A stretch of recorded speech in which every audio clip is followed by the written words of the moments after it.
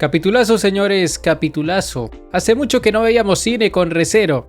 Y cuando digo hace mucho me refiero a hace mes y medio. Porque el último capítulo de la primera parte fue espectacular. De hecho me gustó más que este, pero este también estuvo buenísimo. Finalmente sabemos por qué Subaru perdió la memoria. Ya sabemos quiénes se la quitaron. Y también sabemos por qué lo hicieron. Subaru Natsuki no era el enemigo. Daniel no era el enemigo. O bueno, más o menos. Es un tema complicado. Tenemos que hablarlo más adelante. Pero hey, alégrense, chicos. Volvió el Subaru que puede con todo. El Subaru que piensa en sus seres queridos cada vez que algo le sale mal. Hablemos de este capítulo titulado Levántate. Para poder salir de la atalaya es necesario completar todas las pruebas. Actualmente se encuentran atascados en la prueba de Raid y la única manera de superarla es venciendo a ese loco. ¿Y cómo puede vencer a alguien que parece invencible? Pues con su libro de la muerte, encontrando su debilidad en dicho libro. Esa es la solución a la que llega Subaru, tanto el nuevo como el antiguo. Al principio dudan de si realmente Raid está muerto porque podría resultar que el verdadero es quien está en la atalaya, pero tras analizar la situación, Echidna deduce que no puede ser posible porque dada la personalidad de Raid, ese loco jamás aceptaría quedarse 400 años en un mismo lugar, por lo tanto, todos llegan a la conclusión de que debe tratarse de un cadáver revivido.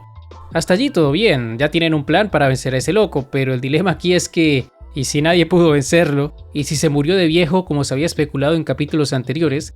En ese caso, ¿qué se haría? ¿Cómo podrían vencerlo? ¿Tendrían todos que vestirse como Emilia y hacerle sacar su lado más pervertido? Tal vez deberían traer a Natsumi para solucionar la situación. Capaz funcione, vete tú a saber. Y si no funciona, me imagino que Subaru tendrá preparada otra treta, como diría Emilia. Y hablando sobre eso, me gustó cuando Emilia se alegró después de que Subaru le cuestionara ese lenguaje tan anticuado. Eso es algo muy característico del personaje, le recordó al antiguo Subaru, y digamos que aunque este nuevo Subaru no tenga los recuerdos del original, en esencia sigue siendo el mismo. Más que nada porque sigue teniendo los recuerdos de su día anterior. Si no tuviera ningún recuerdo, probablemente sí sería otra persona completamente distinta y en ese caso todos estarían perdidos. Afortunadamente no es el caso, Subaru sigue siendo Subaru, el propio Julius lo reconoce en esa pequeña charla que tienen, esa donde le dice que puede vencer a Raid si se lo propone porque no le falta valor para hacerlo, lo que le falta es tener las ganas de ganar. Este Subaru cree que Julius es el más fuerte del equipo, un grave error porque esa vendría siendo Emilia, pero de todas maneras esto sirve para motivar al hombre. Además, si lograra recuperar sus espíritus, si lograran vencer a los de la Gula antes de enfrentarse a Raid, puede que sí tenga una oportunidad de vencerlo. A fin de cuentas, este Raid ya no es el santo de la espada, ya no tiene esa bendición, por lo que técnicamente no es invencible. Habrá que esperar a ver qué se encuentran en su libro que por cierto encontraron demasiado rápido, lo cual es muy sospechoso y la teoría aquí, o bueno, lo más probable, es que después de que Subaru se desplomara en la biblioteca, Meili tomó ese libro y lo escondió. Por eso lo encontró tan fácil en este capítulo, porque ya sabía dónde estaba. Lo importante es que encontraron el libro de Raid y como nadie estaba dispuesto a abrirlo, como nadie quería perder sus recuerdos, Subaru toma la decisión de aceptar ese papel por segunda vez. Lo hace después de asignarle un rol a cada uno de sus amigos, roles que en palabras de Emilia no parecen muy importantes, y tiene razón, porque díganme qué importancia tiene llamar a Shaula la exhibicionista o a Beatriz la adorable o a ella misma la protagonista de la historia, pero bueno, digamos que esta es la manera de Subaru para quitarle responsabilidades a los demás, para no hacerlos sentir inútiles dentro de todo. Igual estuvo gracioso cuando Shaula le dijo que podía quitarse aún más ropa si él quería. Es gracioso porque ella considera la capa como una prenda de vestir cuando en realidad no es que sea muy importante en ese sentido. Y así es como el protagonista termina abriendo un libro que más que llevarlo a los recuerdos de Raid, lo llevaría a conocer a los verdaderos villanos de este arco. El libro de Raid resultó ser muy diferente a lo que todos esperábamos. En lugar de contener su historia, transportó a Subaru a un lugar conocido como el Corredor de los Recuerdos. Un lugar que está directamente conectado con Oth-Lagna, que vendría siendo algo así como el lugar donde se reúne todo el maná del mundo. Ese es el lugar al que quieren llegar todos los magos porque consideran que allí es donde se reúne todo el conocimiento y todas esas cosas, pero lo importante aquí es que con quien se encuentra Subaru no es Raid, es Rui Arnev, el arzobispo de la Gula. Ella se alegra de ver a Subaru nuevamente, le dice que no se tardó mucho en regresar. Subaru entiende que fue ella quien le quitó los recuerdos, entiende que su versión original llegó a la misma conclusión que él con lo de revisar el libro de Raid, Y aquí es cuando empezamos a ver una actitud un poco extraña de parte de Rui. Cuando digo extraña me refiero a insistente, porque ella trata de tentar a Subaru para que la asesine, para que se separe de su versión original, para que sienta asco de Subaru Natsuki, para que crea que esa versión de sí mismo no merece volver a tomar el control, para que piense que es como el juego de la silla, que quien se sienta gana, independientemente de quién sea. Rui hace esto porque no puede comerse 2 veces los recuerdos de una misma persona. Para poder hacerlo necesita que dicha persona se considere a sí misma diferente de la anterior. Por eso se la pasa provocándolo, por eso le dice que Subaru Natsuki, el original, es una persona horrible, alguien que solo quiere sentirse superior aprovechándose de la fragilidad de los demás. Rui sugestiona a Subaru con todas estas ideas, con todos estos pensamientos que le robó al original. Y algo me dice que no solo lo sugestionó en este mundo, sino también en el mundo real. Esos mensajes que encontraba Subaru en sus brazos o en todas las paredes, esos que decían Subaru Natsuki estuvo aquí, debieron ser obra de este arzobispo. Eran parte de su plan para que Subaru decidiera desprenderse de su yo anterior. Y la pregunta que todos nos hacemos, si esto es así, si Daniel en realidad siempre fue Rui, ¿cómo carajos le hizo para meterse en su cuerpo? ¿Cómo le hizo para meterse en el cuerpo de Rem también?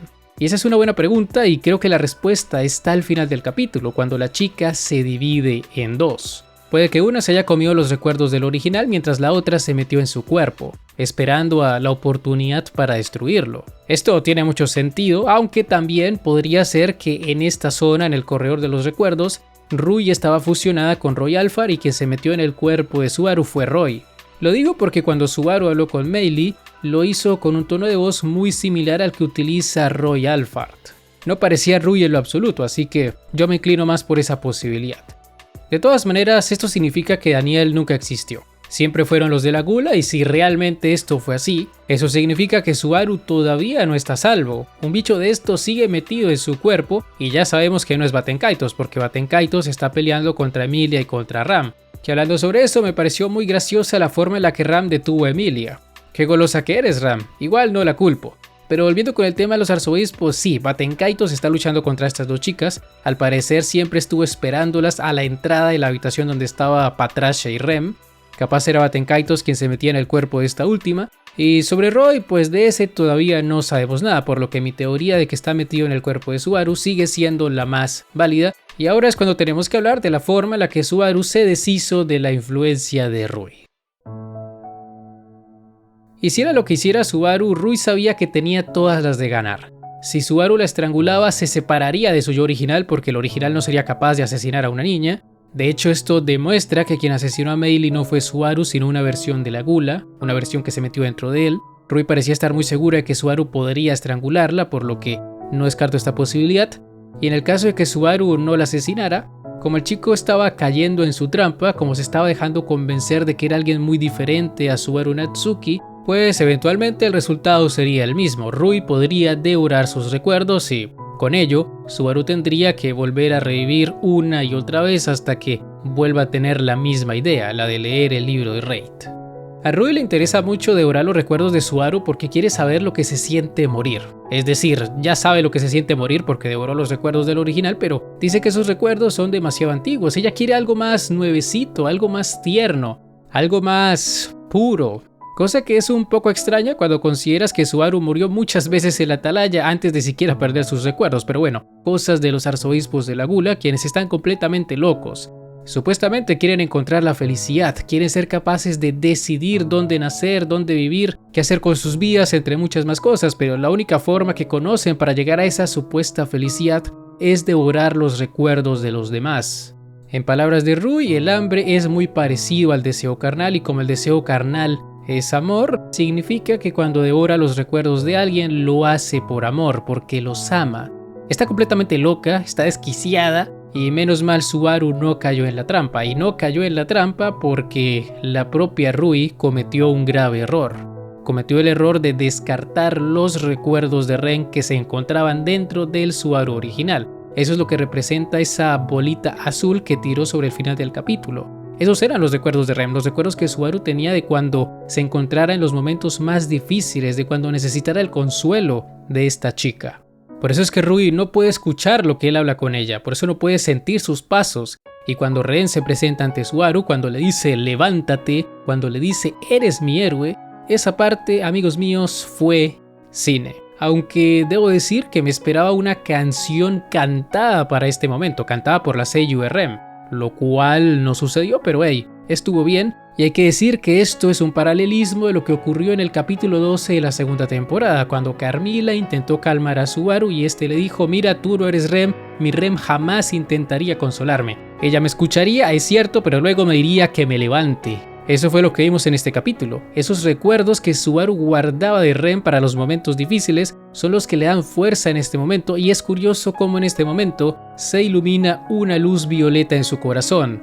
O mejor dicho, una serie de luces violetas, las cuales representan a la constelación de Leo, lo cual significa que Subaru activó la autoridad de la codicia, la autoridad que tenía Regulus Corneas. Recordemos que el poder de ese loco lo hacía invulnerable a todo, por lo cual la manipulación de Rui, lo que sea que ella le dijera a partir de ese momento, no tendría ningún efecto en él. Al principio este Subaru tenía miedo de desaparecer. No quería ser reemplazado por el original, no quería dejar de hablar con Emilia y con los demás.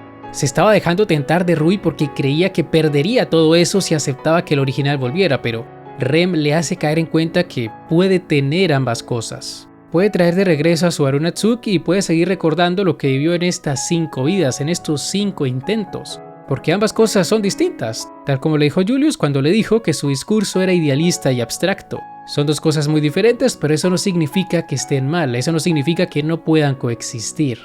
Así es como Subaru se da cuenta de que tanto el viejo como el nuevo son partes de una misma persona, ambos son Subaru Natsuki, y todas sus muertes, todo su sufrimiento, todo eso es solo suyo y de nadie más. Vete y sálvalo todo, incluido tú, el extraño más cercano a ti. Esas palabras son importantes y le ayudarán a Subaru a no volver a ser influenciado por Daniel, a no volver a ser poseído por unos locos que solo quieren saciar su hambre. Este es uno de esos capítulos que te erizan la piel, es de esos que te hacen recordar por qué nos gusta tanto este medio y por qué Re:Zero es una de esas obras que no tienen comparación.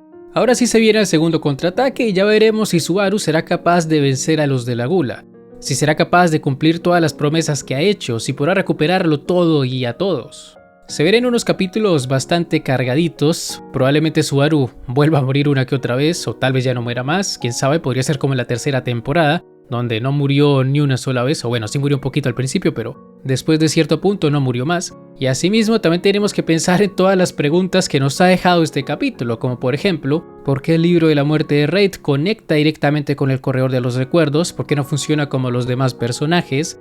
También queda por responder cómo es que los de la Gula llegaron a la Atalaya, cómo lo hizo Rui para meterse en el libro de Raid. Y también sería muy bueno que nos explicaran por qué tuvo la necesidad de dividirse en dos. Si es que de verdad una de ellas se metió dentro de Subaru, presumiblemente fue Royalfard, o si por el contrario solo lo hizo porque no podía comerse todos los recuerdos por sí misma. Estoy seguro de que en los siguientes capítulos nos responderán la mayoría de estas dudas, y ahora que ya sabemos más o menos cómo funcionan los poderes de la Gula, es decir, eso de que no pueden comerse los recuerdos de una misma persona 2 veces, me pregunto si por esa razón sacaron a Cross de la historia tan rápido, si por esa razón la envenenaron con los poderes de Capella y todo eso. Podría ser, porque en esta obra siempre que sacan a un personaje es porque podría haber resuelto las cosas muy fácil, como por ejemplo Otto, de quien Tapei dice que habría resuelto todas las pruebas de la Atalaya en un parpadeo. Así que bueno, podría ser eso. Pero en fin, si les ha gustado este video no olviden dejar un buen like, suscribirse, síganme en mis redes sociales que están en la descripción. Y ahora sí, me despido. Hasta la próxima. El Psy Congru.